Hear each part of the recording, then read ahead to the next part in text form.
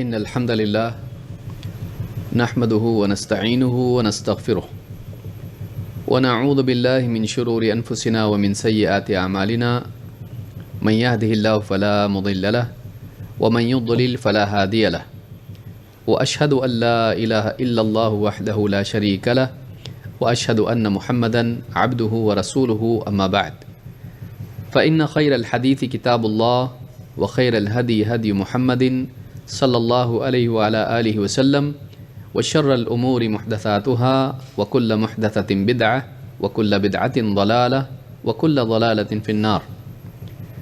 قال الله تبارك وتعالى وقل رب زدني علما وقال جل وعلا واذكرن ما يتلى في بيوتكن من آيات الله والحکمہ. قابل احترام ماں اور بہنوں، اللہ رب العالمین کی توفیق سے ایک لمبے زمانے کے بعد 2 سالوں سے زیادہ کا وقت گزر جانے کے بعد اللہ رب العالمین کی توفیق سے ہم سب اس دینی مجلس میں جمع ہیں. اللہ تعالیٰ کا احسان ہے، اسی کے لیے حمد ہے، اسی کے لیے ثنا ہے. دینی مجالس میں پچھلے 2 سالوں سے جو کمی ہو گئی تھی، اللہ تعالیٰ کے احسان سے آج ہمارا یہ دینی پروگرام یا دینی دروس کا سلسلہ جاری ہوا ہے. اللہ تعالیٰ سے دعا ہے کہ ہم سب کو اس طرح کے دینی پروگرامز میں، دینی دروس میں مسلسل آنے کی توفیق عطا فرمائیں، اور آج کے بعد جن دینی مجالس میں ہم شریک ہوتے ہیں اللہ تعالیٰ ہمارے آنے کو قبول فرمائیں، اور اس آنے کو ہمارے لیے دینی اور ایمانی جذبات کے بڑھنے، علم کے اضافے اور آخرت کی راہ میں، آخرت کی طرف بڑھنے میں بہتری کی طرف اللہ تعالیٰ ہمارے لیے ذریعہ بنائیں. آج سے ایک سلسلہ ہم شروع کر رہے ہیں جس کا عنوان ہے تحفۃ النساء، خواتین کے لیے ایک تحفہ. اور اصل میں یہ جو کورس ہے اس میں رسول اکرم صلی اللہ علیہ وسلم کی 50 احادیث کی شرح ہوگی، اور یہ تمام احادیث خواتین سے متعلق ہیں. کہیں نہ کہیں ماں کی صورت میں، بیٹی کی صورت میں، یا بیوی کی صورت میں، بہن کی صورت میں خواتین کہیں نہ کہیں ان کا رشتہ لوگوں سے ہے. اس اعتبار سے قرآن و سنت میں ان کے لیے کیا رہنمائی ہے، خواتین کا مقام کیا ہے، خواتین کے لیے شرعی احکام کیا ہیں، خواتین کے لیے دین میں کیا باتیں بتائی گئی ہیں تاکہ وہ بہتر زندگی گزار سکیں. اس طرح کی جتنی احادیث ہیں، ساری احادیث کا احاطہ ہم نہیں کر سکتے ہیں، لیکن جو اہم ترین احادیث اس باب میں ہیں جس سے کوئی نہ کوئی پہلو واضح ہوتا ہے، آج کے اس درس میں ہم اسی سلسلے کو اس کورس میں شروع کر رہے ہیں، اور ایک ایک کر کے ہم ان احادیث کا مطالعہ کریں گے. اس میں کوئی شک نہیں کہ دین کا علم ہر ایک پر فرض ہے. طلب العلم فریضۃ علی کل مسلم. اس سے معلوم ہوتا ہے کہ چاہے مرد ہو یا عورت ہو، دینی علوم کا حاصل کرنا اپنی اپنی استعداد کے مطابق ہر مسلمان پر فرض ہے. اس لیے کہ علم کی اصلاح کے بغیر عمل کی اصلاح نہیں ہوتی ہے. علم ایسا ہے جیسے انسان کسی منزل پہ پہنچنا چاہتا ہو تو اس کا راستہ جاننا. اگر انسان کو راستہ معلوم نہ ہو تو راستہ چلنے کی صلاحیت ہونے کے باوجود انسان منزل تک نہیں پہنچ پاتا ہے، بلکہ بعض اوقات غلط سمت چلنے کی وجہ سے منزل سے اس کا ہر قدم اس کو دور لے جاتا ہے. لہٰذا انسان کے لیے سب سے پہلا کام یہ ہے کہ وہ دین کا علم حاصل کرے، صحیح علم حاصل کرے. دین کے نام پہ بہت ساری باتیں لوگوں میں چلتی ہیں، قصے، کہانیاں، جھوٹی باتیں، قرآن کی غلط تفسیر، حدیث کی جھوٹی حدیثیں، اس طرح کی بہت ساری چیزیں لوگوں میں عام ہیں. ایک مسلمان کے لیے ضروری ہے کہ وہ قرآن اور سنت کا معتبر مآخذ سے، معتبر ذرائع سے علم حاصل کرے. اور جیسا کہ میں نے آیت پڑھی اللہ تعالیٰ نے خود نبی اکرم صلی اللہ علیہ وسلم کی بیویوں سے، ازواج مطہرات سے کہا وَاذْكُرْنَ مَا يُتْلَى فِي بُيُوتِكُنَّ مِنْ آیَاتِ اللَّهِ وَالْحِکْمَةِ، اے نبی کی بیویوں، تمہارے گھروں میں جو اللہ کی آیات اور حکمت کی باتیں پڑھی جاتی ہیں تم ان کو یاد رکھو۔ اس سے معلوم ہوتا ہے کہ رسول اکرم صلی اللہ علیہ وسلم خود اپنے گھروں میں ازواج مطہرات کے سامنے قرآن اور سنت کی باتیں کرتے تھے، قرآن کا درس ان کو دیتے تھے، قرآن انہیں بتاتے تھے، جو بھی آیتیں آتی تھیں ان کے بارے میں انہیں احکام سمجھاتے تھے۔ اسی کے ساتھ ساتھ آپ انہیں زندگی کے حکیمانہ اصول کہ زندگی گزارنے کا بہتر طریقہ کیا ہے، چاہے عقائد کا معاملہ ہو، چاہے عبادات کا معاملہ ہو، اخلاقیات کا معاملہ ہو، یا آپس کے رہن سہن کے معاملات ہوں، اللہ کے نبی صلی اللہ علیہ وسلم ازواج مطہرات کو بھی یہ سکھاتے تھے۔ معلوم ہوا کہ دین جہاں مرد کی ضرورت ہے وہیں عورت کی بھی، اور دینی علوم کا حاصل کرنا جہاں مردوں کا حصہ ہے، حق ہے، وہیں عورتوں کے لیے بھی ہے۔ اسلام میں یہ نہیں کہ صرف مردوں کے لیے علم ہوگا، عورتیں بس چپ چاپ سن کے عمل کرتی رہیں گی، نہیں، بلکہ ان کے لیے بھی اسلام میں اس بات کی گنجائش، بلکہ ان کے لیے فرضیت ہے، ان کے لیے لازمی ہے کہ وہ دین کا علم حاصل کریں۔ تو یہ سلسلہ ہمارا اسی اعتبار سے گویا کہ اسی حکم کی تعمیل کے اعتبار سے ہے کہ مردوں کے ساتھ ساتھ خواتین بھی دین کا علم حاصل کریں۔ اسی کتاب میں جو ایک حدیث بھی آئے گی جس میں خود نبی کریم صلی اللہ علیہ وسلم کے پاس عورتیں گئیں اور انہوں نے آپ سے دینی علم سیکھنے کے تعلق سے گزارش کی تھی۔ تو آج سے یہ ایک مفید سلسلہ ہم شروع کر رہے ہیں۔ اللہ رب العالمین سے دعا ہے کہ واقعی سے ہمارے لیے مفید بنائیں، اور بنیادی ہدایت جیسے کہ ہمیشہ دی جاتی ہیں وہ یہ کہ پہلی بات یہ کہ ہم اپنی نیتوں کو خالص کریں، دروس میں آنے کا مقصد کیا ہے اور اس کے ذریعے سے ہم کیا چاہتے ہیں، یہ یاد رکھنا چاہیے۔ ہر انسان کو اپنی نیت کو خالص کرنا چاہیے، اور وقتاً فوقتاً ہمیشہ اپنی نیت کے اخلاص کی تجدید کرتے رہنا چاہیے، یعنی جو اخلاص ہمارے دلوں میں ہے اس کو تازہ کرتے رہنا چاہیے۔ بعض اوقات ہم بھول جاتے ہیں، اور نیت شروعات میں کچھ ہوتی ہے اور سفر کے درمیان میں جا کے بدل جاتی ہے۔ بعض اوقات نیت یہ ہوتی ہے کہ ہم یہ سیکھیں اور مقرر بن جائیں تاکہ لوگوں کی آنکھوں کا تارا بن جائیں، کبھی کچھ اور نیت ہوتی ہے۔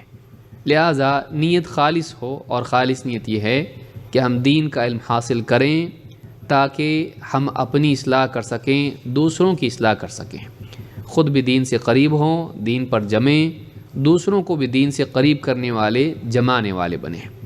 اسی کے ساتھ ساتھ دین کی حفاظت کرنے والے بنیں، اس لیے کہ علم لوگ سیکھتے رہیں گے تو ایک نسل سے دوسری نسل میں علم منتقل ہوتا رہے گا، لیکن دین کا علم حاصل کرنا چھوڑ دیں تو دین کا علم ایک نسل میں محدود رہ جائے گا اور دوسری نسل محروم ہو جائے گی۔ لہٰذا دین کی حفاظت بھی اس میں ہے کہ ہم دین کو سیکھتے رہیں۔ اسی طرح سے یہ بھی ہونا چاہیے کہ ہماری نیت یہ ہو کہ ہم دین کا علم حاصل کریں تاکہ اسلام کی دعوت کو ہم عام کر سکیں، پاس پڑوس میں، رشتہ داروں میں، یا جو لوگ ہم سے متعلق ہیں، قریبی ہیں، ان کے سامنے ہم دین کی باتیں بیان کر سکیں۔ تو دین کی باتیں ہم سنیں اور ان کو بیان کر سکیں تاکہ ان کو بھی ہدایت ملے۔ اسی طرح سے یہ بھی نیت ہونی چاہیے کہ آج اس بگاڑ کے دور میں، اس برے ماحول میں، لوگ اسلام کے بارے میں غلط باتیں بھی کر رہے ہیں اور اسلام پر اعتراضات کر رہے ہیں۔ ہم قرآن و سنت کا علم صحیح طور پر حاصل کریں گے تاکہ جو بھی ہمارے دائرے میں لوگ آئیں اور اسلام کے بارے میں بدگمان ہوں، اسلام کو برا سمجھتے ہوں، اگر موقع ہم کو ملتا ہے تو ہم ان کے سامنے اسلام کی صحیح بات پیش کر سکیں گے، اسلام پر اعتراضات کا جواب دے سکیں گے، اسلام کا دفاع کر سکیں گے۔ لہٰذا یہ ساری نیتیں اگر انسان کے دل میں ہوں تو جیسی جس کی نیت ہوتی ہے ویسے اللہ کے ہاں اس کے لیے اجر ہوتا ہے۔ انما الاعمال بالنیات وانما لکل امرئ ما نوی، اللہ کے نبی صلی اللہ علیہ وسلم فرماتے ہیں اعمال کا مدار نیتوں پر ہے، اور ہر ایک وہی پائے گا جس کی اس نے نیت کی۔ معلوم ہوا کہ چھوٹی نیت چھوٹا اجر، اونچی نیت اونچا اجر۔ تو حدیث یہی بتا رہی ہے کہ ہر ایک وہی پائے گا جس کی اس نے نیت کی ہے، یعنی آخرت میں اللہ کے ہاں اجر و ثواب کے اعتبار سے، انعام کے اعتبار سے ہر ایک وہی پائے گا جس کی اس نے نیت کی تھی۔ تو جب ہم بڑی نیت کر سکتے ہیں تو چھوٹی کیوں کریں؟ اللہ تعالیٰ نے جب موقع دیا ہے کہ ہم اونچی سے اونچی نیت کریں اپنی زندگی کے معاملات میں، دین کے بارے میں، علم کے بارے میں، عمل کے بارے میں، دعوت کے بارے میں، تو ہم اونچی نیت جب کر سکتے ہیں تو نیچی یا کم تر نیت کیوں کریں؟ تو یہ ساری چیزیں ہمارے ذہن میں ہونی چاہیے۔ کورس کتنا چلے گا؟ ہر ایک کو یہ پہلے سوال ہوتا ہے کہ کتنا زمانہ لگے گا اس کو ختم ہونے میں۔ ہم شروعات میں ختم کا سوچتے ہیں، نکاح میں طلاق کا سوچتے ہیں، تو یہ ساری چیزیں جو ہے نہیں ہونی چاہیے۔ یہ ہو کہ ہم ہر درس میں کچھ نہ کچھ سیکھیں گے، چاہے کتنا ہی طویل کیوں نہ ہو، اگر ہر درس میں آنے میں ہم کو کچھ نہ کچھ دین کی بات معلوم ہوتی ہے تو چاہے وہ سلسلہ زندگی بھر چلے، کیا مسئلہ ہے؟ تو اس میں ہمارے سامنے بھی کوئی وقت نہیں ہے کہ کتنا چلے گا۔ اگر ہر درس میں ہم مان لیجئے 3 سے 5 حدیثیں بھی ختم کرتے ہیں تو کم از کم 2.5 مہینہ چل سکتا ہے، اور اگر 3 حدیثیں ہم مکمل کرتے ہیں تو اس سے بھی آگے جا کر زیادہ وقت لگ سکتا ہے۔ یہاں یہ بھی بتانا مناسب سمجھتا ہوں کہ کورس کے نوٹس آپ کو دیے گئے ہیں، اور تقریباً سبھی کو میں سمجھتا ہوں معلوم ہو گیا ہوگا کہ اردو والوں کے لیے اردو نوٹس ہیں، اور جو لوگ اردو نہیں جانتے ہیں ان کے لیے ہندی کے نوٹس تو نہیں ہیں لیکن رومن میں ہیں، تاکہ انگلش اور ہندی دونوں کے لیے ایک ہی نوٹ سے کام چلایا جا سکے۔ آج کل سبھی لوگ رومن پڑھنا جان چکے ہیں، تو یہ نوٹس کے بارے میں ہیں۔ اور اسی کے ساتھ ساتھ یہ بھی کہ یہ کورس جب ختم ہوگا تو اس کے بعد آپ کو تقریباً 15 دن کی چھٹی دی جائے گی، اور اس کے بعد آپ کا امتحان ہوگا۔ جو لوگ امتحان میں شریک ہونا چاہتے ہیں، کورس کے اختتام پر ان لوگوں کے نام لیے جائیں گے، ابھی دینے کی ضرورت نہیں ہے، انشاءاللہ اس کو ہم آگے بھی کر سکتے ہیں۔ تو کورس کے ختم ہونے سے پہلے جو لوگ امتحان دینا چاہتے ہیں لوگ ان کی ایک لسٹ بنا لیں گے، وہ اپنا نام اس میں رجسٹر کریں کہ کون امتحان دینا چاہتے ہیں، اور پھر انشاءاللہ اس کے اعتبار سے امتحانات ہوں گے، اور امتحان کے بعد آپ کو رزلٹ ہوگا، اور جو بھی اس کے علاوہ تقریبات وغیرہ ہوتی ہیں، انعامات وغیرہ دیے جاتے ہیں انشاءاللہ، تو اس میں بھی ویسا، اس کورس میں بھی ایسا ہوگا انشاءاللہ۔ امتحان میں شریک ہونا لازم نہیں ہے، بہت ساری ہماری خواتین ہوتی ہیں، مائیں بہنیں ہیں، جو بعض اوقات پڑھی لکھی نہیں ہوتی ہیں، یا کبھی ایسا ہوتا ہے کہ نظر کا مسئلہ ہوتا ہے، دکھائی نہیں دیتا، لکھنا نہیں آتا، تو یہ لازمی نہیں ہے۔ اگر امتحان میں شریک نہیں ہوتے ہیں کوئی مسئلہ نہیں ہے، بلکہ دروس میں شریک ہوں کافی ہے۔ اصل مقصد یہی ہے کہ ہم دین کی بات سننے اور سیکھنے والے بنیں، اور یہ نہیں کہ زبردستی آپ امتحان کے ڈر کی وجہ سے آپ آنا چھوڑ دیں کہ میرا امتحان ہوگا تو میں نہیں آتی، نہیں، آنا چاہیے، چاہے امتحان دیں یا نہ دیں، پڑھنا آتا ہو یا نہ، آ کر آپ بس سن کر جائیں یہ بھی کافی ہے۔ لیکن جو بچیاں ہیں، جو خواتین ہیں، پڑھنا لکھنا جانتی ہیں اور شوق ہے علم کا، تو اسی بہانے جب امتحان سر پر ہوتا ہے تو پڑھائی بھی ہوتی ہے، پڑھائی ہوتی ہے تو علم پکا ہوتا ہے۔ امتحان کا مقصد کیا ہے؟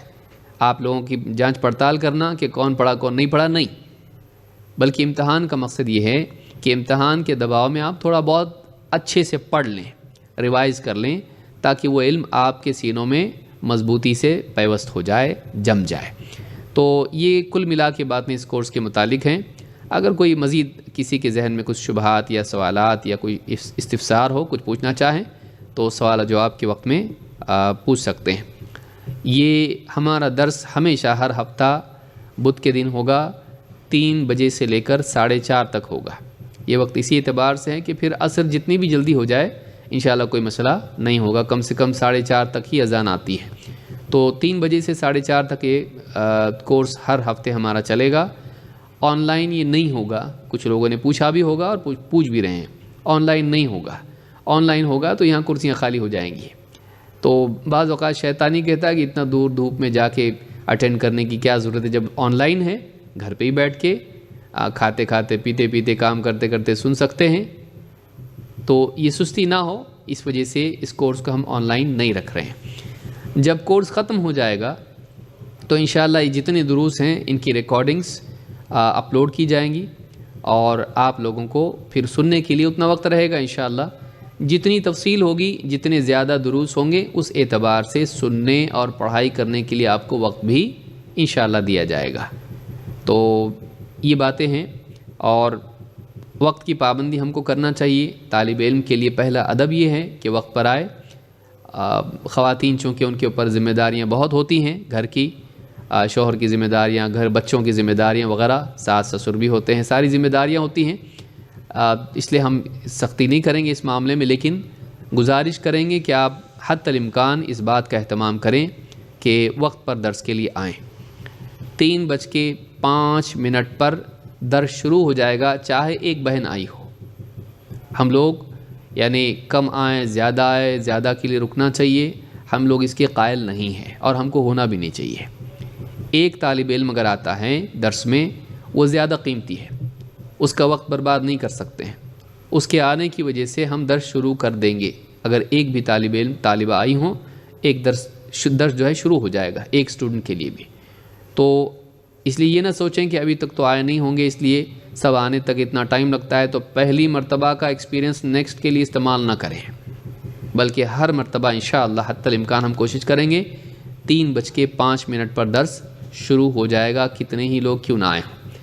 اور بعض اوقات یہ ہوتا ہے کہ ہماری بہنیں تھوڑی جو لیٹ آتی ہیں، وہ سب کی توجہ اپنی طرف کر لیتی ہیں اور گڑبڑ کر کے ڈسٹرب ہوتا ہے۔ خاموشی سے آ کے چپ چاپ بیٹھ جائیں۔ بچے اگر ساتھ میں لاتے ہیں، ہم اس کو سختی نہیں کریں گے، لیکن اگر نہ آئیں تو اچھی بات ہے، آتے ہیں تو کوئی مسئلہ نہیں ہے۔ یہ نہیں کہ ہم یہ کریں کہ بچوں کو مت لاؤ یا مت آؤ بچوں کے ساتھ۔ اگر آپ کے گھر میں بچے سنبھالنے کے لیے کوئی نہیں ہے، آپ لے کر آتے ہیں، کوئی مسئلہ نہیں ہے۔ تھوڑا بہت شرارت بچے کریں گے، کوئی مسئلہ نہیں ہے، اس کی وجہ سے آپ آنا نہ چھوڑیں۔ ہماری گزارش یہ ہے کہ آپ کا بچہ ستاتا ہے، کون سا بچہ نہیں ستاتا ہے، سارے بچے ستاتے ہیں۔ تو اب بچے اس وجہ سے آپ کہ بچہ ستائے گا، لوگوں کو ڈسٹرب ہوگا، اس لیے آپ نہیں آ رہے، ہم لوگ کہیں گے کہ ایسا نہ کریں، چھوٹی تکلیف کے لیے بڑا نقصان آپ نہ کریں۔ لہٰذا یعنی یہ میں اپنی طرف سے ہی کہہ رہا ہوں تاکہ سب کے لیے وضاحت رہے کہ بچے اگر آتے ہیں کوئی مسئلہ نہیں ہے۔ ہاں، بچے کو آپ سمجھائیں گھر پہ، اس کو کچھ بزی کرنے کے لیے کچھ کریں، لیکن موبائل نہ دیں اس کو۔ یعنی چھوٹی مصیبت سے بچنے کے لیے بڑی مصیبت نہیں ہونا چاہیے۔ آج کل بچوں کو موبائل دینے کی وجہ سے بہت نقصان ہوا ہے، تو اس کو کچھ کھانے کی چیز دے کے بزی کر دیں، اور اگر شوہر آپ کا ہاتھ بٹاتا ہے اس میں اور بچے کو اپنے پاس رکھتا ہے تو یہ زیادہ اچھا ہے، لیکن بچوں کی وجہ سے آپ آنا نہ چھوڑیں۔ تو یہ کچھ باتیں تھیں بنیادی، چونکہ پہلا درس اس لیے وضاحتیں کچھ ضروری تھیں، اور 2 سال ہو گئے ہیں تقریباً زیادہ، تو بہت ساری باتیں ہماری بہنیں جو پہلے بھی آتی تھیں ہو سکتا ہے بھول گئی ہوں، لہٰذا میں نے ضروری سمجھا کہ ان باتوں کی وضاحت ہو جائے۔ اللہ رب العالمین ہم سب کے آنے کو، بیٹھنے کو اور ان دروس میں حاضر ہونے کو ہمارے لیے نجات کا ذریعہ بنائیں، اور ہمیں علم اور عمل کے اعتبار سے مزید ترقی کی توفیق عطا فرمائیں۔ تو یہ جو سلسلہ ہمارا ہے تحفۃ النساء، کتاب الاربعین فی نساء المؤمنین، اہل ایمان مومنہ عورتوں یا مومنین کی بیویوں یا عورتوں سے متعلق 40 حدیثیں ہیں۔ اصل میں اس کتاب میں 40 حدیثیں نہیں ہیں، بلکہ 50 یا 52 حدیثیں ہیں، 52۔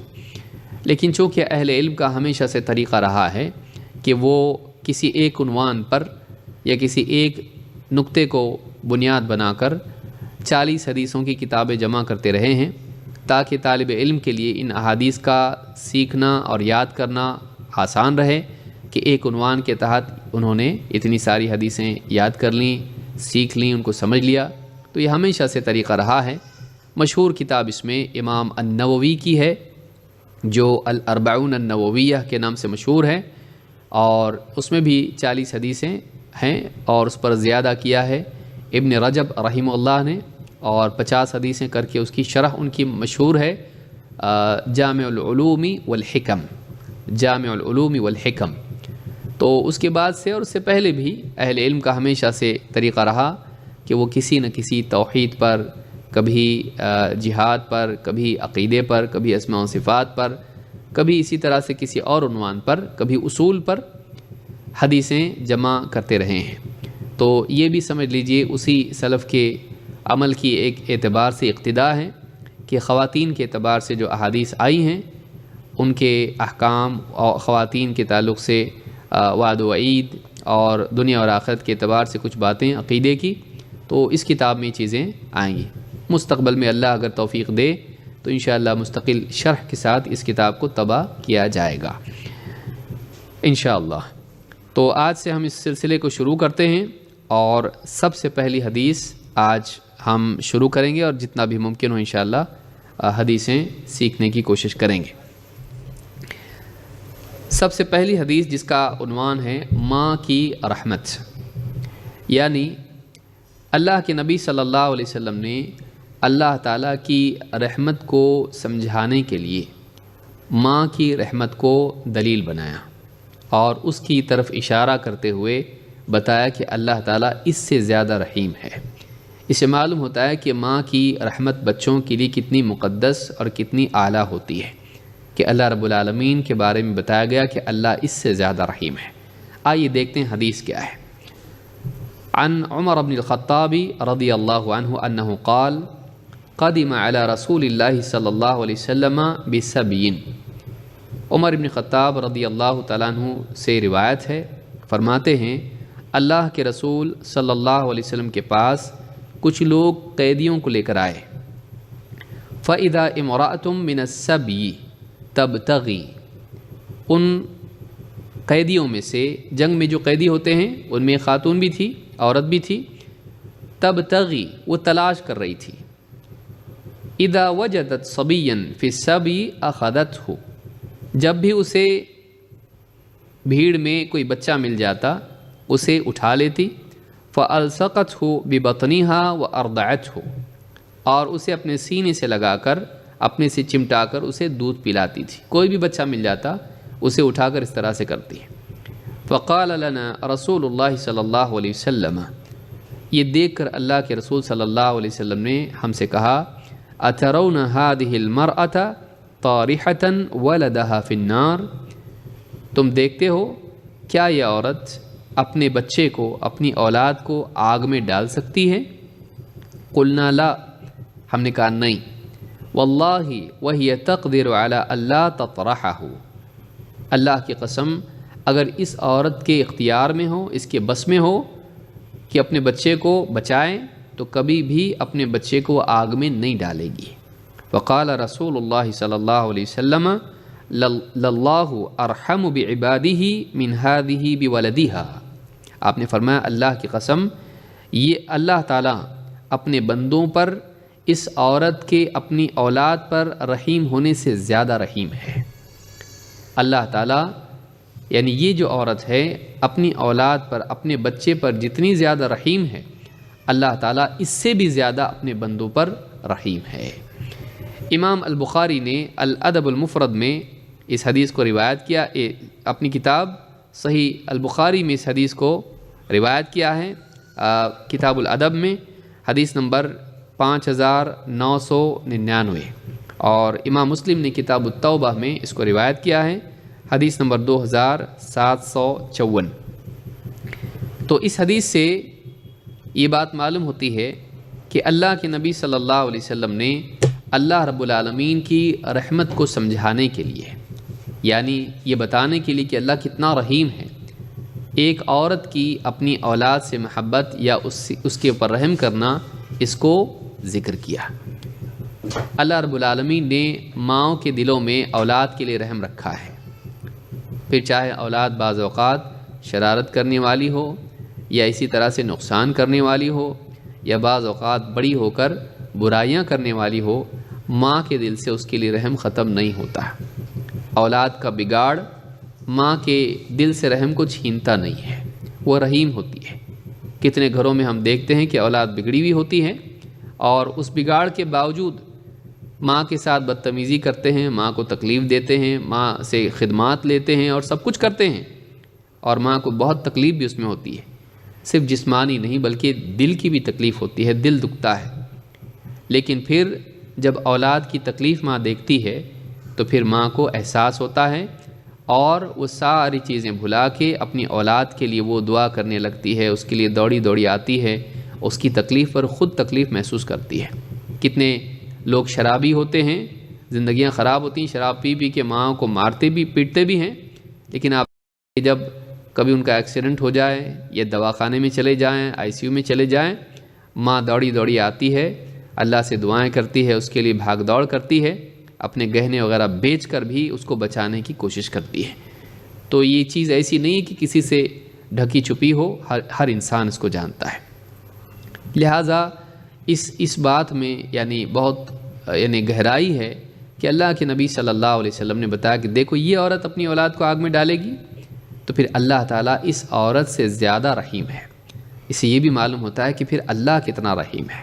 ہم نے اپنی آنکھوں سے ماں کو دیکھا ہے، ہم نے اللہ کو نہیں دیکھا، لیکن ماں کی محبت اور ماں کی رحمت کو ہم سمجھ سکتے ہیں۔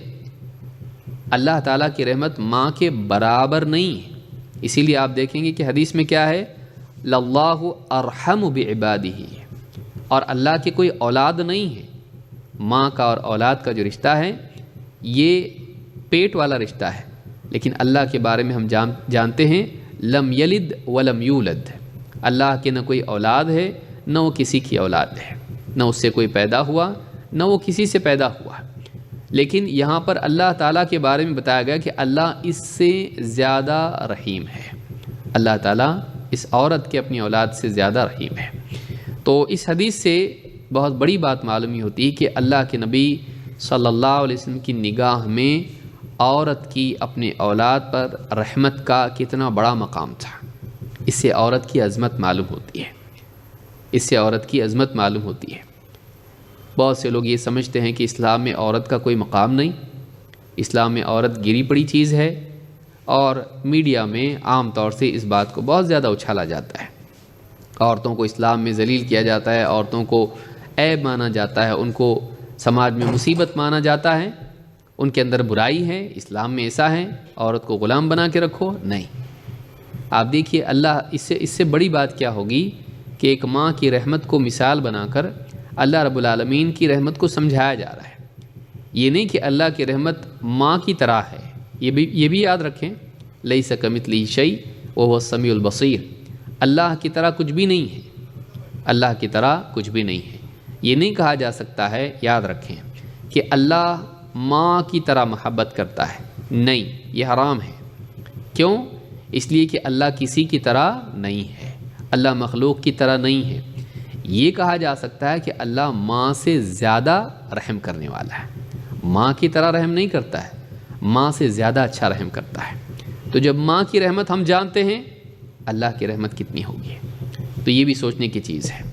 ایک اور حدیث اس باب میں ہے جس کو ہم مزید اس کی وضاحت سمجھ سکتے ہیں، جو دوسرے طریق سے آئی ہے، پہلی حدیث ہم نے دیکھی حضرت عمر ابن خطاب رضی اللہ تعالیٰ عنہ کی ہے، اور دوسری جو حدیث ہے وہ حضرت انس سے آئی ہے۔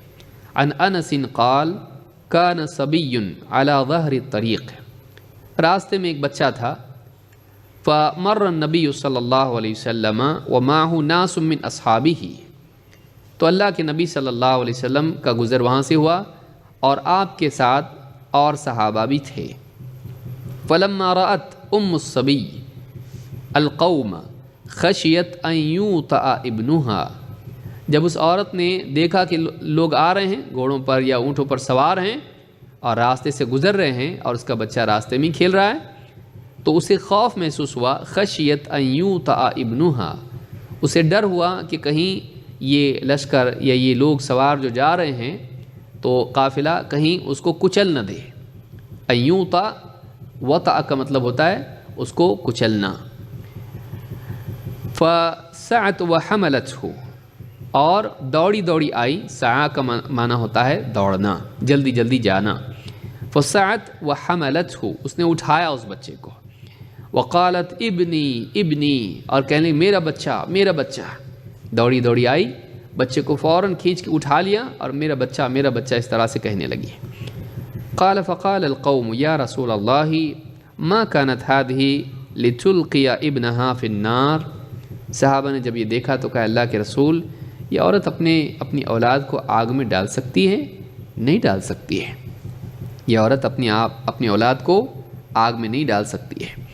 قال فقال النبی صلی اللہ علیہ وسلم لا ولا يلقي الله حبيبه في النار، آپ نے کہا نہیں، یہ عورت تو نہیں ڈالے گی، اور اللہ تعالیٰ بھی اپنے حبیب کو آگ میں نہیں ڈالتا۔ وَلَا يُلْقِ اللَّهُ حَبِيبَهُ فِي النَّارِ، اللہ تعالیٰ اپنے حبیب یعنی اپنے محبوب کو جس سے اللہ محبت کرتا ہے، اللہ اس کو آگ میں نہیں ڈالتا ہے۔ اس حدیث کو امام احمد اور حاکم نے روایت کیا ہے، اور الصحیحہ میں حدیث نمبر 2407 پر شیخ الالبانی کہتے ہیں کہ یہ حدیث صحیح ہے۔ اس حدیث سے بھی پچھلی بات کی مزید تائید ہوتی ہے۔ یہ پورا الگ واقعہ ہے، پچھلا واقعہ الگ تھا، یہ الگ ہے، اور اس میں آپ دیکھیں گے کہ یہاں ایک زیادتی ہے۔ پچھلی حدیث میں کیا تھا؟ پچھلی حدیث میں تھا کہ لَاللَّهُ أَرْحَمُ بِعِبَادِهِ، اللہ تعالیٰ اپنے بندوں پر اس عورت سے زیادہ رحیم ہے۔ تو یہاں پر عباد کا ذکر ہے، بندے، لیکن بندوں میں مومن کافر سب ہوتے ہیں۔ تو کیا یہ مطلب ہے کہ کافروں کو بھی اللہ تعالیٰ جہنم کی آگ میں نہیں ڈالے گا اس لیے کہ وہ اللہ کے بندے ہیں؟ نہیں، یہاں پر مراد کون سے بندے ہیں؟ وہ بندے جو ایمان والے ہیں اور تقوی شعار ہیں، جو گناہوں سے بچنے والے ہیں، ایسے بندوں کو اللہ تعالیٰ آگ میں نہیں ڈالے گا۔ ہاں اگر ایمان والا ہے اور گناہ گار ہیں تو وقتی طور پر ممکن ہے اللہ تعالیٰ جہنم میں اس کو ڈال دے، لیکن وہ ہمیشہ آگ میں نہیں رہے گا۔ ایمان والا بندہ ہمیشہ آگ میں نہیں رہے گا، بلکہ ایک نہ ایک دن اسے جہنم سے نکالا جائے گا۔ تو اس حدیث سے بھی پچھلی حدیث کی مزید تائید ہوتی ہے۔ قرآن کریم میں بھی اللہ رب العالمین نے یہ بات مزید بیان کی ہے کہ اللہ کی رحمت کے واقعی حقدار کون ہیں۔ اللہ تعالیٰ فرماتا ہے وَرَحْمَتِي وَسِعَتْ كُلَّ شَيْءٍ، میری رحمت ہر چیز پر چھائی ہوئی ہے، ہر چیز کو اپنے گھیرے میں لیے ہوئے ہے، ہر چیز کا احاطہ کیے ہوئے ہے۔ میری رحمت کی وسعت ہر چیز پر ہے، اس کی وسعت میں ہر چیز شامل ہے، کوئی چیز اللہ کی رحمت سے باہر نہیں۔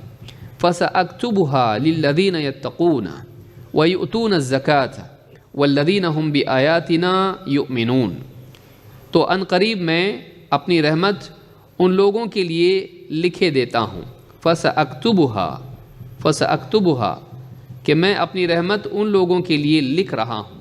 عربی زبان میں قرآن کی اصطلاح میں عموماً جب کتبہ کا لفظ آتا ہے تو اس سے مراد لازم کرنا ہوتا ہے، جیسے اللہ تعالیٰ نے قرآن کریم میں فرمایا کتب علیکم الصیام کما کتب علی الذین من قبلکم لعلکم تتقون، تم پر روزے فرض کر دیے گئے، لکھ دیے گئے جیسے تم سے پہلوں پر لکھ دیے گئے تھے۔ کیوں لکھ دیے گئے؟ لعلکم تتقون، تاکہ تم تقوی والے، پرہیزگاری کرنے والے، برائیوں سے بچنے والے بن جاؤ۔ سیلف ڈسپلن سکھانے کے لیے روزہ فرض ہے۔ یہاں کیا کہا؟ کتب علیکم، لکھے گئے، تو لکھے گئے فرض کر دیے گئے۔ تو میری رحمت ہر چیز کا احاطہ کیے ہوئے ہے، ہر چیز پر وسعت اس کی ہے، اس کی وسعت میں ہر چیز آتی ہے، یعنی اللہ کی رحمت کا فائدہ سبھی کو ہوتا ہے، کوئی اس سے محروم نہیں ہے۔ فَسَأَكْتُبُهَا، لیکن آخرت کے اعتبار سے میں اسے لکھ رہا ہوں، اسے لازم کر رہا ہوں۔ لِلَّذِينَ يَتَّقُونَ، جو لوگ تقوی والے ہیں، پرہیزگاری اختیار کرنے والے ہیں، برائیوں سے بچنے والے ہیں، تو معلوم ہے کہ اللہ کی رحمت کو اللہ لازم کر رہا ہے کن کے لیے؟ لکھ رہا ہے کن کے لیے؟ جو تقوی والے ہیں۔ تو یہ نہیں کہ ایک انسان گناہ پر گناہ کرتا رہے اور کہے کہ اللہ غفور الرحیم ہے، بلکہ یہاں پر یہ آیت بتا رہی ہے کہ اپنی رحمت کو میں ان لوگوں کے لیے لکھ رہا ہوں، یعنی واجب کر رہا ہوں، لازم کر رہا ہوں کہ یقیناً وہ اس کے مستحق ہیں۔ کون؟ للذین یتقون، جو پرہیزگار ہیں، ویؤتون الزکاۃ، اور زکوٰۃ دیتے ہیں، والذین ہم بآیاتنا یؤمنون، اور یہ وہ لوگ ہیں جو ہماری آیتوں پر ایمان رکھتے ہیں۔ تو پرہیزگاری ہے، اور یؤتون الزکاۃ سے مراد علماء نے دونوں باتیں کہی ہیں کہ مال کی زکوٰۃ دیتے ہیں اور اعمال کی زکوٰۃ دیتے ہیں، بلکہ اگر چاہیں تو اس میں آپ شامل کر سکتے ہیں کہ علم کی زکوٰۃ دیتے ہیں، کہ ایک انسان جس کو اللہ نے جو بھی دیا ہے، کیونکہ قرآن میں اللہ نے کیا فرمایا؟ وَمِمَّا رَزَقْنَاهُمْ يُنْفِقُونَ، قرآن کس کے لیے ہدایت ہے؟ الَّذِينَ يُؤْمِنُونَ بِالْغَيْبِ، جو غیب پر ایمان رکھتے ہیں، اور غیب پر ایمان رکھنے کے ساتھ ساتھ کیا کرتے ہیں؟ وہ لوگ پرہیزگار ہیں، ہدایت ان کو ملتی ہے جو پرہیزگار ہیں، تقوی والے ہیں۔ تو ہدی للمتقین اللہ نے کہا۔ تو یہاں پر آپ دیکھیں زکوٰۃ جو ہے وَمِمَّا رَزَقْنَاهُمْ يُنْفِقُونَ، جو رزق ہم نے ان کو دیا ہے اس میں سے خرچ کرتے ہیں۔ اللہ نے جو رزق ہم کو دیا ہے وہ صرف مال نہیں ہے، اللہ نے جو کچھ نعمت ہم کو دی ہے اس میں علم پہلے آتا ہے، اسی کے ساتھ ساتھ صحت آتی ہے، اور اس کے ساتھ اثر، ساری چیزیں جو اللہ نے ہم کو عطا کی ہیں ان صلاحیتوں میں سے وہ لوگ خرچ کرتے ہیں۔ تو وَيُؤْتُونَ الزَّكَاةَ بہت وسیع ہے کہ نیک اعمال کرتے ہیں، ہماری دی ہوئی صلاحیتوں کو خیر میں استعمال کرتے ہیں، اور وَالَّذِينَ هُمْ بِآيَاتِنَا يُؤْمِنُونَ، کہ ہماری آیتوں پر وہ ایمان رکھتے ہیں۔ تو کل ملا کر 3 چیزیں ہوئیں۔ اگر آپ اس آیت پر غور کریں تو اس میں 3 چیزیں ہیں۔ نمبر 1 یتقون، برائیوں سے بچتے ہیں، 1۔ وَيُؤْتُونَ الزَّكَاةَ، صلاحیتوں کو خیر میں خرچ کرتے ہیں، 2۔ چاہے وہ علم ہو، مال ہو، جسمانی قوت ہو، اسے خیر میں خرچ کرتے ہیں، اس کی زکوٰۃ دیتے ہیں۔ وَيُؤْتُونَ الزَّكَاةَ، یہ نہیں کہا کہ صرف مال میں سے زکوٰۃ دیتے ہیں، بلکہ کہا زکوٰۃ دیتے ہیں۔ نمبر 3 وَالَّذِينَ هُمْ بِآيَاتِنَا يُؤْمِنُونَ، وہ ہماری آیتوں پر ایمان رکھتے ہیں۔ تو 3 چیزیں معلوم ہوئی۔ نمبر 1 ایمان، نمبر 2 نیک عمل، نمبر 2 نیک عمل، اور نمبر 3 برائی سے بچنا۔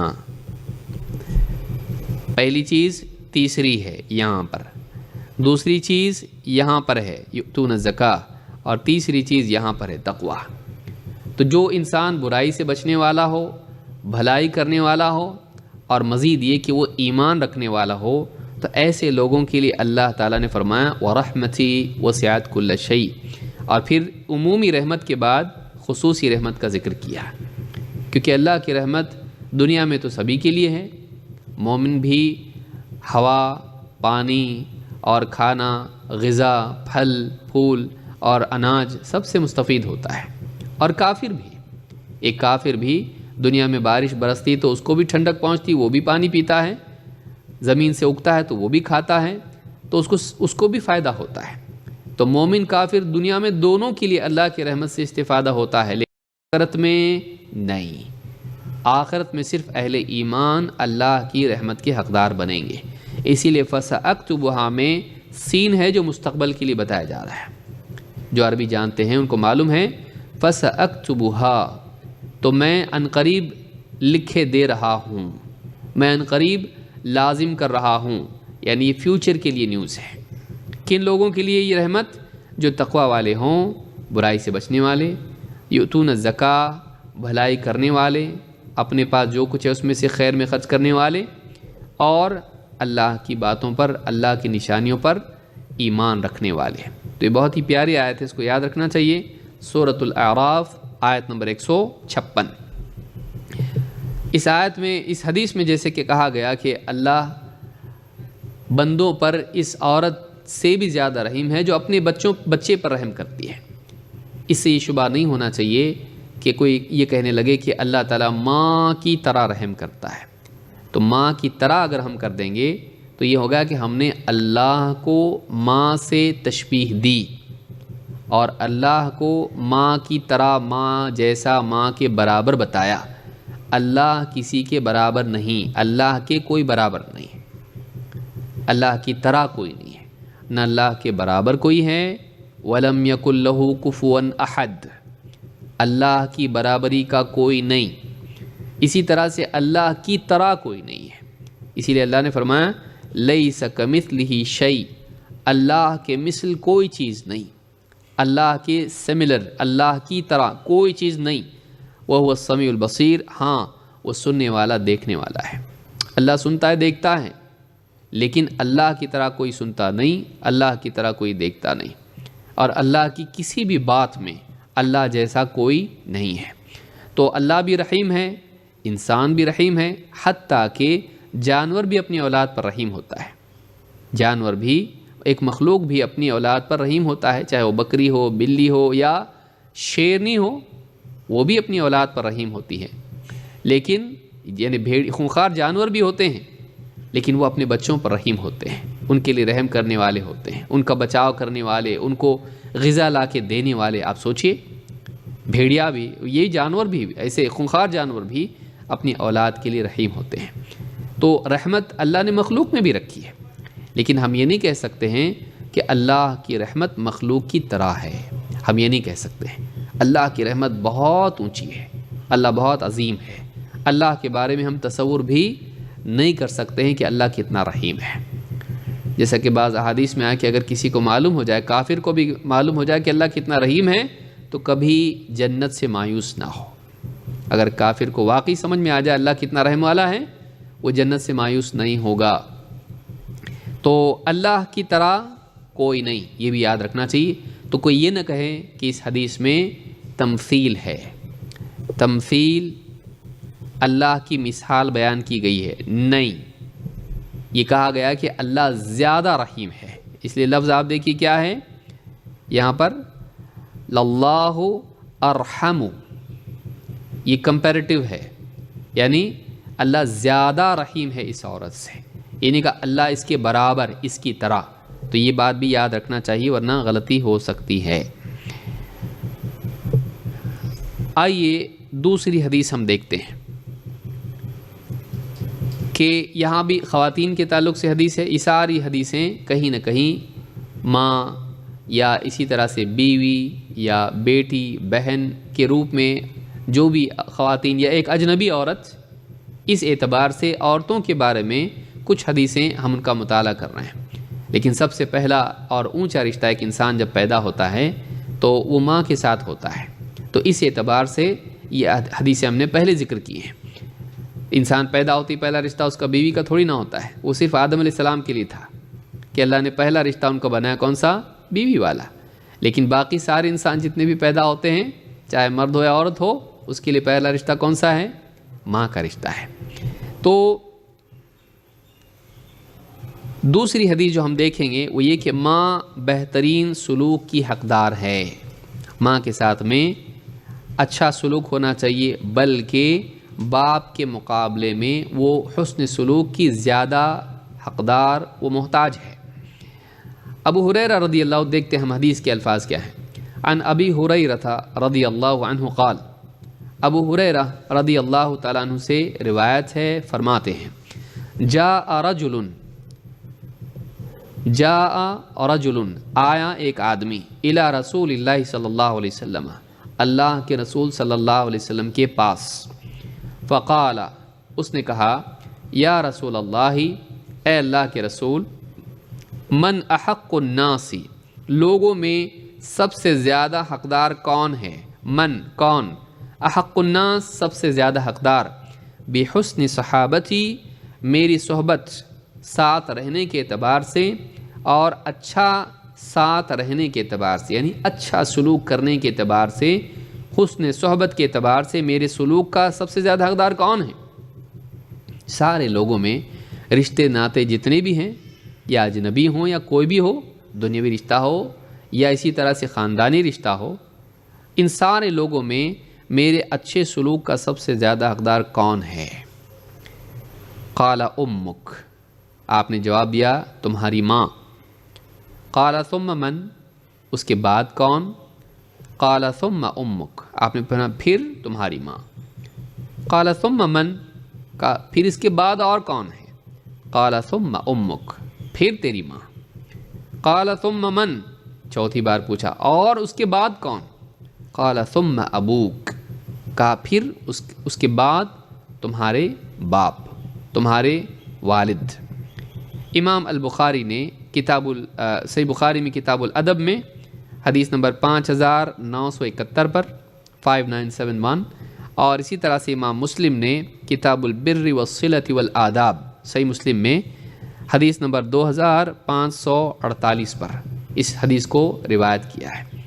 اس حدیث میں بتایا گیا ہے کہ انسان کو ماں باپ کے ساتھ اچھا سلوک کرنا چاہیے، کیونکہ نمبر کس کا آ رہا ہے؟ دونوں کا ہے، ماں، 1 2 اور 3، ماں کے ساتھ اچھا سلوک کرنا ہے سب سے سارے لوگوں میں، پھر اس کے بعد باپ. تو باپ یہاں چھٹی نہیں ہے، مطلب باپ بھی ہے. ماں اور باپ دونوں کے ساتھ اچھا سلوک کرنا ہے. تو معلوم ہوا کہ دنیا میں ہمارے جتنے رشتے ہیں ان سارے رشتوں میں سب سے زیادہ اچھے سلوک کے حقدار کون ہیں؟ ماں باپ ہیں. اور ماں باپ میں بھی زیادہ حقدار اچھے سلوک کا کون ہے؟ ماں. اور 3 بار، 1 2 3 بار اللہ کے نبی صلی اللہ علیہ وسلم نے ماں کا ذکر کیا کہ ماں زیادہ محتاج یا حقدار ہے اچھے سلوک کے.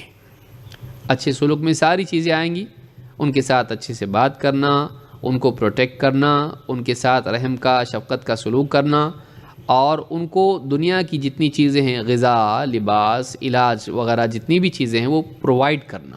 یہ ساری چیزیں اس میں شامل ہیں. تو آپ دیکھیں انسان آج تعلقات کے اعتبار سے باہر جاتا سب سے اچھا ہے، گھر میں آ کے کیسا سلوک اس کا ہے، چاہے بیٹے ہوں یا بیٹیاں ہوں. تعلقات کے اعتبار سے دیکھیے، بچہ پڑھ رہا ہے، جاب کر رہا ہے، گھر میں آنے کے بعد یہاں جوتے پڑے ہیں، وہاں کپڑے پڑے ہیں، ماں بیچاری سب سمیٹ کے اٹھا رہی ہے، دھو رہی ہے، اور دھونے کے بعد میں سب کچھ کرنے کے بعد میں جب وہ پہننے کے لیے اٹھا رہا ہے کپڑا تو یہ سیدھے سے کیوں نہیں دھویا، یہاں کیسے رہ گیا، مجھ کو دوستوں میں پکنک پہ جانا تھا، یہ دیکھو کپڑا اس ٹھیک سے دھلا ہوا نہیں ہے. ماں کے ساتھ برا سلوک، گویا کہ ماں اس کی ماں نہیں ہے جس نے اس کو جنم دیا ہے، بلکہ ماں کون ہے؟ اس کی یعنی غلام ہے. اور قیامت کی علامات میں سے اللہ کے نبی صلی اللہ علیہ وسلم نے بتایا تھا ان تلد الامۃ ربتہا، اور ایک روایت میں ہے ان تلد الامۃ ربہا. دونوں طرح کی روایت ہے کہ قیامت کی علامات میں سے ایک علامت یہ بھی ہے کہ ایک باندی اپنے مالک کو، اور ایک روایت میں اپنی مالکن کو جنم دے گی. ابن حجر رحمہ اللہ فتح الباری میں کہتے ہیں یہ آخری دور میں بگاڑ کو بتاتا ہے کہ بگاڑ اتنا ہوگا کہ مائیں غلام بن جائیں گی اور ان کی اولاد جو ہے وہ ان کی مالک کی طرح ہو جائے گی.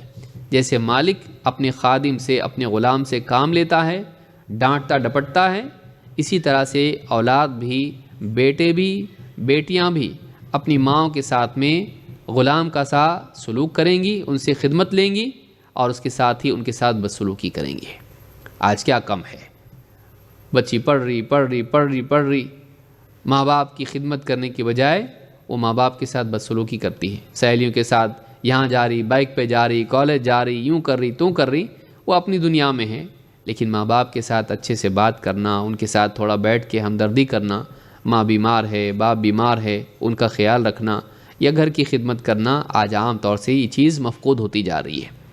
تو یہ بھی بہت سوچنے کی چیز ہے، خاص طور سے ہماری جو بچیاں ہیں ان کو اس بات کو یاد رکھنا چاہیے کہ کہیں وہ اس حدیث کے مصداق نہ بن جائیں، کہیں وہ اس حدیث میں جس برائی کی طرف اشارہ کیا گیا ہے وہ اس کے حصے دار نہ بن جائیں کہ باندی اپنی مالکن کو جنم دے گی، کہ عورتوں سے ان کی مالکن پیدا ہوگی، یعنی اولاد مالک ہوگی اور ماں غلام. ایسا نہیں ہونا چاہیے. اس حدیث سے معلوم ہوتا ہے کہ سارے لوگوں میں سب سے اچھا سلوک ماں سے ہونا چاہیے، اور ماں کے ساتھ ساتھ باپ سے بھی اچھا سلوک ہونا چاہیے. آج ہم لوگ سارے لوگوں سے اچھے رہتے ہیں، کیوں؟ تعریف ہوگی بہت اچھا انسان ہے، اور گھر میں ماں باپ سے ہمارا سلوک اچھا نہیں ہے.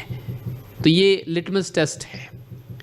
اور بھی حدیثیں آئیں گی جو دوسرے رشتے کے بارے میں بھی، بیوی کے بارے میں، لیکن فی الوقت ہم ماں باپ کے بارے میں دیکھیں گے کہ انسان اپنے گھر والوں کے ساتھ اگر اچھا نہیں ہے، باہر وہ کتنا بھی اچھا ہو کیا فائدہ، باہر تھوڑی دیر کے لیے لوگوں کے ساتھ رہتا ہے، لیکن گھر والوں کے ساتھ سالوں سال روزانہ رہتا ہے.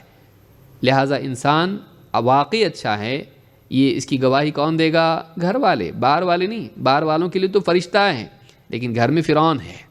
تو انسان کو یاد رکھنا چاہیے کہ اس کی پہچان اس کے گھر والے ہیں، اس کے لیے گواہ اس کے گھر والے ہیں. تو اس حدیث سے بات معلوم ہوتی ہے کہ اللہ کے نبی صلی اللہ علیہ وسلم نے 3 مرتبہ ماں کا ذکر کیا. سوال یہ پیدا ہوتا ہے 3 بار کیوں، اور چوتھی بار باپ؟ قرآن کریم میں ایک آیت ہے جس میں اس کی طرف اشارہ موجود ہے. کیوں 3 بار؟ کیونکہ اللہ کے نبی صلی اللہ علیہ وسلم سب سے زیادہ قرآن کو سمجھنے والے تھے، بلکہ آپ کی ذمہ داریوں میں سے تھا کہ آپ قرآن کی باتیں لوگوں کو واضح کر کے بتائیں۔ اللہ تعالیٰ قرآن کریم میں فرماتا ہے وَأَنزَلْنَا إِلَيْكَ الذِّكْرَ لِتُبَيِّنَ لِلنَّاسِ مَا نُزِّلَ إِلَيْهِمْ، اے نبی ہم نے آپ کی طرف اس نصیحت والی کتاب کو نازل کیا ہے تاکہ آپ لوگوں کو واضح کر کے بتلا دیں ان کی طرف ان کے رب کی طرف سے کیا پیغام آیا ہے۔ معلوم ہوا کہ نبی اکرم صلی اللہ علیہ وسلم کی ذمہ داری یہ تھی کہ لوگوں کو قرآن کی باتیں واضح کر کے سمجھائیں۔ اب دیکھیے اس حدیث میں تو آیا 3 بار ماں کا تذکرہ اور 1 بار آخر میں باپ کا، تو آپ دیکھیے قرآن میں کیا اس کی تائید میں کچھ ہے؟ کیا یہ حدیث قرآن کی کسی آیت کی وضاحت کر رہی ہے؟ بلا شبہ کر رہی ہے۔ اور ہم کو پھر یہ سمجھ میں آئے گا کہ دیکھیے قرآن کو سمجھنے کے لیے حدیث دیکھنا کتنا ضروری ہے۔ قرآن کریم میں سورہ لقمان آیت نمبر 14، اس آیت میں اللہ فرماتا ہے وَوَصَّيْنَا الْإِنسَانَ بِوَالِدَيْهِ، ہم نے انسان کو اس کے والدین کے ساتھ اچھا سلوک کرنے کی تلقین کی ہے۔ یہ جو میں بتا رہا ہوں یہ آپ کے نوٹس میں نہیں ہے، یہ سمجھ لیجئے گویا کہ ایک شرح والی نقاط ہیں، آپ کے پاس صرف حدیثیں ہیں، ساری اگر تفصیلات آپ کو دے دی جائیں تو گھر پہ بیٹھ کے پڑھیں گے، اس لیے بھی آپ کو یہ نہیں دیا گیا، یہاں پہ آپ کے سمجھیں گے ساری تفصیلات اس کی کیا ہیں۔ وَوَصَّيْنَا الْإِنسَانَ بِوَالِدَيْهِ، ہم نے انسان کو اس کے والدین کے بارے میں خصوصی وصیت کی ہے، یعنی اچھے سلوک کی۔ تو اب دیکھیے یہاں پہ کیا آ گیا؟ والدین، تو ماں بھی ہے اور باپ بھی، تو دونوں کے ساتھ اچھے سلوک کی وصیت تو آ گئی، لیکن آگے کیا ہے؟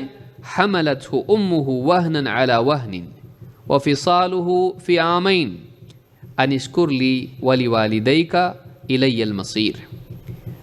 حملته امه وهنا على وهن، اس کی ماں نے اسے بوجھ پر بوجھ، تکلیف پر تکلیف اٹھاتے ہوئے اٹھائے، اس کی ماں اسے پھرتی رہی، یعنی اس کی ماں نے اسے کی حمل کی تکلیف برداشت کی۔ اور وفصاله في عامين، اور اس کا دودھ چھوٹتا ہے 2 سالوں میں۔ بچے کے لیے کتنے سال ہیں؟ 2، تو 2 سالوں میں اس کا دودھ چھڑایا جاتا ہے۔ انشکر لی، تو تو میرا شکر کر، ولی والدیک، اور اپنے ماں باپ کا۔ پھر سے ماں باپ آ گئے، یہاں بھی دونوں تھے، یہاں بھی دونوں ہیں۔ الی المصیر، پلٹ کے تجھ کو میرے ہی پاس آنا ہے۔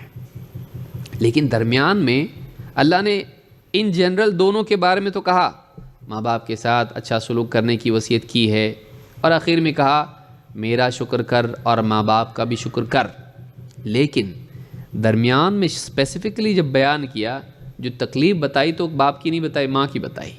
سوچئے اللہ رب العالمین، یہ عورت کا کتنا بڑا مقام ہے اسلام میں، کہ اللہ تعالیٰ نے ماں باپ کے ساتھ اچھا سلوک، یہ یاد رکھنا چاہیے آپ کو بتانے کے لیے کہ اسلام میں عورتوں کا کیا مقام ہے۔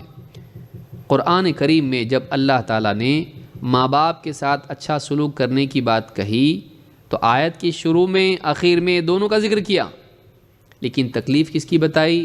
یہ نہیں کہا باپ دیکھو رزق کی تلاش میں مارا مارا در بدر، ہاں گلی گلی کوچا کوچا دکان دکان گھومتا رہا، حالانکہ وہ بھی تو بیچارہ محنت کر رہا ہے، لیکن اللہ تعالیٰ نے اس کا ذکر نہیں کیا کیونکہ اس کی تکلیف ویسی نہیں ہے جس کی ماں کی ہے۔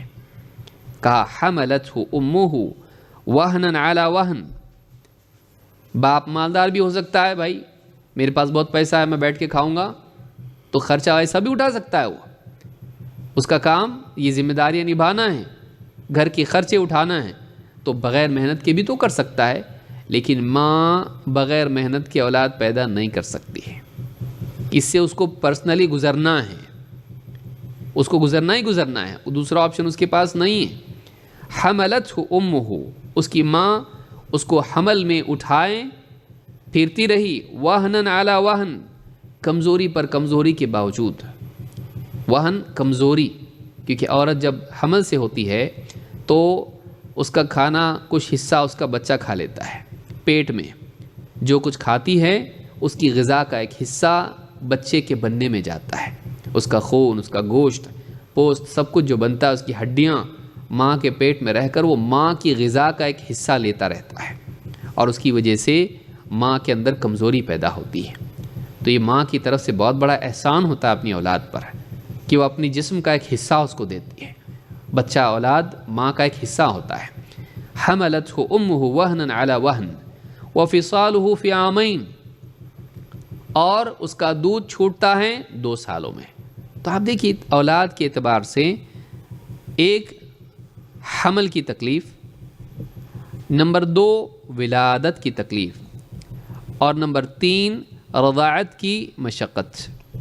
3 حالتیں ہیں جو باپ کو جھیلنی نہیں پڑتی ہیں. حمل باپ کو جھیلنا پڑتا نہیں، ماں. ولادت کی تکلیف وہ خود ایک تکلیف ہے، بچہ پیدا ہونے کی تکلیف وہ ماں کو جھیلنی پڑتی ہے، باپ کو نہیں. اور پھر اس کے بعد 2 سال تک، 1-2 دن نہیں، 2 سال تک دودھ پلانا یہ ماں کو تکلیف برداشت کرنی پڑتی ہے. اور بچے کو دودھ پلانے کے لیے ماں کو کتنی تپسیا کرنی پڑتی ہے. آئس کریم نہیں کھا سکتی، وہ نہیں کر سکتی، ہاں فلاں چیز کھائے گی تو بچے کا پیٹ دکھے گا، فلاں چیز کھائے گی تو بچے کو تکلیف، بیمار ہوگا، زکام ہو جائے گا. ماں کو خود اپنا خیال رکھنا پڑتا ہے اور کئی چیزوں سے پرہیز کرنا پڑتا ہے تاکہ اس کی وجہ سے بچہ بیمار نہ ہو، بچے کو خرابی، کمزوری نہ آئے، بچے کو تکلیف نہ ہو. تو یہ 2 سال تک اس کو ڈیل کرنا پڑتا ہے. تو یہ 3 تکلیفیں باپ سمجھ بھی نہیں سکتا ہے، اور یہ کیا ہے، ماں کو یہ 3 تکلیفیں برداشت کرنی پڑتی ہیں. اسی لیے آپ دیکھیں گے کہ اللہ نے یہاں پر کہا ان اشکر لی ولی والدیک، یعنی والدین کا ذکر کرنے سے پہلے درمیان میں کس کا ذکر کیا؟ صرف ماں کا، صرف ماں کی اسٹرگل کو بیان کیا، باپ کی نہیں. اس سے معلوم ہوتا ہے کہ اسلام میں عورت کا مقام کتنا ہے، خصوصاً ماں کا، اور اللہ نے اس کو کتنا یعنی عزت دی کہ اللہ نے اس کی تکلیف کو ذکر کیا. اس کے بالمقابل اگر آپ دیکھیں گے، بائبل میں دیکھیں گے تو آپ کو دکھائی دے گا کہ بائبل میں ہے کہ عورت کو جو آدم علیہ السلام کو حوا نے جو پھل کھلایا، اس کی سزا کے طور پر اولاد کی پیدائش کی تکلیف دی گئی. یعنی وہ دنیا میں اس کے لیے سزا تھی. آج بھی بائبل میں لکھا ہوا ہے کہ عورت نے جو پھل دیا، بائبل کے اعتبار سے عورت نے وہ پھل لیا اور آدم علیہ السلام کو دیا، حوا نے، تو اللہ نے سزا دی، مرد کو بھی سزا دی، عورت کو بھی سزا دی. تو عورت کو سزا کیا دی؟ تجھے اولاد کے پیدا ہونے کی تکلیف برداشت کرنی پڑے گی. تو اس اعتبار سے اگر دیکھا جائے تو بائبل کے اعتبار سے جتنی خواتین بیچاری تکلیف اٹھاتی ہیں اولاد کی، حمل کی اور پیدا ہونے کی، وہ اپنی سزا کا، اپنے گناہ کا پراشچت ہے، وہ اپنے گناہ کی سزائیں ہیں. لیکن اسلام میں آپ دیکھیے اللہ رب العالمین نے اس کو ذکر کیا تو اس کی قربانی کے طور پر ذکر کیا، اس کی قربانی کے طور پر ذکر کیا کہ یہ احسان ہے. احسان اگر نہیں ہوتا اولاد پر تو اللہ کیوں کہتا انشکر لی ولی والدیک، تو تو میرا شکر کر، کیونکہ اصل تو اللہ ہی ہے. ماں باپ ہی نہیں ہوتے تو تو کہاں سے آتا؟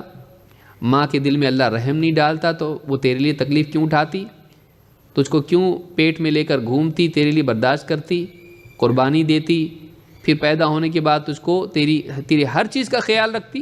صرف دودھ پلانا نہیں ہے، کپڑے پہنانے، نہلانے دھلانے سے لے کے اس کو بچانا ہر چیز سے، اور رات میں نیند کھلے تو دیکھنا بچہ ٹھیک سے ہے کہ نہیں ہے. تو یہ ساری چیزیں کون دیکھتا ہے؟ ماں دیکھتی ہے.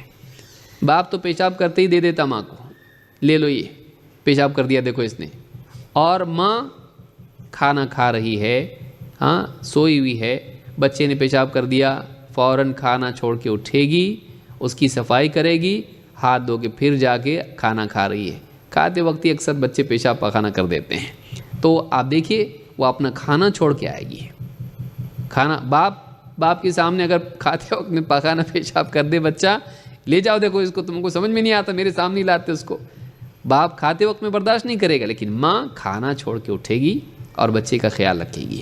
تو آپ دیکھیے کیا کہا، انشکر لی، اللہ کا شکر کر، میرا شکر کر، کیونکہ اللہ خالق ہے. اگر اللہ پیدا نہیں کرتا تو نہ اولاد آتی، نہ ماں باپ، اور نہ ان کے دل میں رحم ہوتا، اور نہ وہ تجھ کو دیتے. اگر ان کو رزق اللہ نہیں دیتا تجھ کو کہاں سے دیتے ہیں؟ تو اصل تو دینے والا اللہ ہے، اور اصل رحیم اللہ ہے. پھر اللہ کے بعد کیا کہا، انشکر لی ولی والدیک، اور اپنے ماں باپ کا بھی شکر کر. تو شکر کس چیز کا؟ احسان کا. شکر کس چیز کا کیا جاتا ہے؟ احسان کا. تو معلوم ہوا کہ اولاد بائی ڈیفالٹ ماں باپ کے احسانات کے تلے دبی ہوئی ہے۔ انشکر لی والی والدیک، تو پیدا ہوتے ہی قرض میں دبا ہوا ہے، ماں باپ کا تجھ پر احسان ہے، تیرا پیدا ہونا ہی ان کا تجھ پر احسان ہے کہ اتنی تکلیف اٹھا کے تو پیدا ہوا، اس کے بعد کھلا پلا وہ ایڈیشنل چیز ہے، وہ زائد ہے۔ یہاں پر یہ سوچنے کی چیز بھی ہے کہ اللہ نے جب اپنے شکر کا حکم دیا، اپنے ساتھ ماں باپ کا ذکر کیا۔ سوچیے کہ تو میرا شکر کر اور اپنے ماں باپ کا شکر کر۔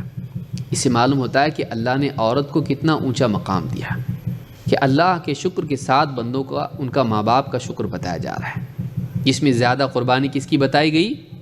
ماں کی۔ تو یہ بہت پیاری آیت ہے جس کو یاد رکھنا چاہیے کہ لوگوں کو آپ بتا سکتے ہیں کہ اسلام میں ماں کو کتنی عزت دی گئی کہ اللہ نے اپنے ساتھ کہا کہ اتنے سارے احسانات اللہ کے، شکر کر اللہ کا، لیکن ساتھ میں اپنے ساتھ ماں باپ کا بھی ذکر کیا کہ ماں باپ کا شکر مان۔ تو اولاد کو کا ایٹیٹیوڈ کیا ہونا چاہیے؟ اولاد کا ایٹیٹیوڈ آج کیا ہے؟ تم نے کیا کیا ہمارے لیے؟ باپ واچ مین تھا، ہاں ماں پڑھی لکھی نہیں تھی بیچاری، گھر پہ ہی کپڑے دھونا، برتن دھونا، کھانا پکانا، صبح سے شام تک لگی رہتی تھی۔ تم نے کیا کیا ہمارے لیے؟ اولاد کا آج ایٹیٹیوڈ یہ ہے۔ کم سے کم جائیداد تو کچھ رہتی، ہمارے کچھ کام آتی۔ بیٹا تجھ کو پیدا کیا، اس سے زیادہ کیا ہوگا؟ جنم دیا تجھ کو، اس سے زیادہ کیا کرتے؟ کھلایا پلایا، پال پوس کے بڑا کیا، پڑھایا لکھایا، جو کچھ بھی ہم سے بن پڑا۔ انسان کو یہ نہیں دیکھنا چاہیے کہ انہوں نے کیا کیا، یہ دیکھنا چاہیے کہ ان کے پاس کیا تھا اور انہوں نے کتنی قربانی سے کیا۔ ہم مقدار کو نہ دیکھیں، ہم یہ نہیں دیکھیں کتنا، ہم یہ دیکھیں کیسا انہوں نے قربانی دے کے تجھ کو سنبھالا، کیا کیا تکلیفیں اٹھائیں، یہ دیکھتا نہیں۔ تو انشکر لی، تو میرا شکر کر، انشکر لی ولی والدیک، اور اپنے ماں باپ کا شکر کر۔ اس تعلق سے ابن حجر رحمہ اللہ فرماتے ہیں، یہ آخری بات بیان کر کے اپنی بات میں ختم کر رہا ہوں۔ قال ابن بطال اہل علم میں سے گزرے ہیں، قال ابن بطال مقتضاہ، اس کا تقاضا کیا ہے اس حدیث کا؟ ان یکون للام ثلاثۃ امثال ما للاب من البر۔ اس حدیث سے یہ بات معلوم ہوتی ہے کہ باپ کے مقابلے میں ماں کو 3 گنا زیادہ، 3 چیزیں زیادہ اچھا سلوک ہونا چاہیے، 3 حصے زیادہ، کیونکہ 3 بار ماں کا، چوتھی بار باپ کا، تو ماں کے ساتھ اچھا سلوک 3 گنا زیادہ ہونا چاہیے۔ قال وكان ذلك لصعوبة ثم الوضع ثم الرضاع۔ علماء نے یہ تینوں باتیں یہاں پر کہی ہیں۔ کیوں ایسا ماں کے ساتھ 3 گنا کیوں؟ کہتے ہیں ایک حمل کی صعوبت، وضع کی یعنی اولاد پیدا ہونے کی صعوبت تکلیف، اور 3 رضاعت دودھ پلانے کی تکلیف۔ فهذه تنفرد بها الام وتشقى بها، یہ 3 چیزیں ہیں جن میں ماں تنہا ہوتی ہے، ان کو اکیلی ماں بھگتتی ہے، تکلیف اٹھاتی ہے 3 چیزیں، اور اسی کی وجہ سے اس کو بہت ہی پریشانی ہوتی ہے۔ ثم تشارک الاب فی التربیہ، ہاں بعد میں بچے کی جسمانی و دینی تربیت میں باپ بھی شامل ہو جاتا ہے، باپ بھی اس کو کھلاتا ہے، ماں بھی کھلاتی ہے، باپ بھی اس کو پڑھاتا ہے، ماں بھی پڑھاتی ہے، تو اس کی دینی یا دنیاوی جسمانی تربیت میں باپ بھی شامل ہو جاتا ہے، لیکن پیدا ہونے تک اور رضاعت میں باپ شریک نہیں ہوتا ہے۔ وقد وقعت الاشارۃ الی ذلک فی قولہ تعالی ووصینا الانسان بوالدیہ حملته امہ وہنا علی وہن وفصالہ فی عامین، اور اللہ تعالیٰ نے اس آیت میں بھی اس طرف اشارہ کیا ہے۔ فسوى بینہما فی الوصایہ وخص الامہ بالامور الثلاثہ، کہتے ہیں کہ اللہ تعالیٰ نے ان کے ساتھ اچھا سلوک کرنے کی وصیت تو دونوں کے بارے میں کہا، دونوں کو برابر کیا کہ دونوں کے ساتھ اچھا سلوک کرنے کی وصیت اللہ نے کی ہے، لیکن وخص الامہ بالامور الثلاثہ، لیکن ان 3 چیزوں میں ماں کو خاص طور سے ذکر کیا۔ فتح الباری میں حدیث نمبر 5971 کی شرح میں امام ابن حجر رحمہ اللہ نے بات کہی ہے۔ بخاری کی ایک مشہور شرح کس کو کہتے ہیں؟ کامنٹری جس کو آپ کہیں یا ایکسپلینیشن کہیں۔ بخاری کی مشہور شرح ہے کون سی؟ فتح الباری۔ یہ ابن حجر الاسقلانی، ابن الحجر الاسقلانی کی کتاب ہے۔ ابن حجر دو ہیں، ابن حجر مکی اور ابن حجر اسقلانی۔ تو 14 جلدوں میں 14 والیومز میں یہ کتاب عربی زبان میں موجود ہے۔ تو اس دوسری حدیث میں ہم نے دیکھا کہ اسلام میں عورت کا مرتبہ اور مقام بہت اونچا ہے، خصوصاً ماں کی صورت میں، اور مرد سے بھی زیادہ آگے اس کو رکھا گیا۔ سوچئے کوئی آدمی بولے تمہارے اسلام میں عورتوں کے لیے کچھ بھی نہیں ہے، چوتھے نمبر پر آ رہا باپ، 3 مرتبہ ماں کا ذکر کیا۔ اگر عورت اسلام میں حقیر ہوتی، اس کی کوئی ویلیو نہیں ہوتی، اللہ کے نبی صلی اللہ علیہ وسلم 3 مرتبہ عورت کا ذکر کر کے پھر آدمی کا نہیں کرتے۔ معلوم ہوا کہ عورت کا اسلام میں مقام ہے، اور ماں کا مقام خصوصی طور پر بہت اونچا ہے۔ اس لیے اس حدیث کو یاد رکھنا چاہیے تاکہ ہم ان لوگوں کا جواب دے سکیں جو عورتوں کے بارے میں اسلام پر اعتراض کرتے ہیں۔ تو میں سمجھتا ہوں آج کے لیے ان 2 احادیث کو سمجھنا کافی ہے۔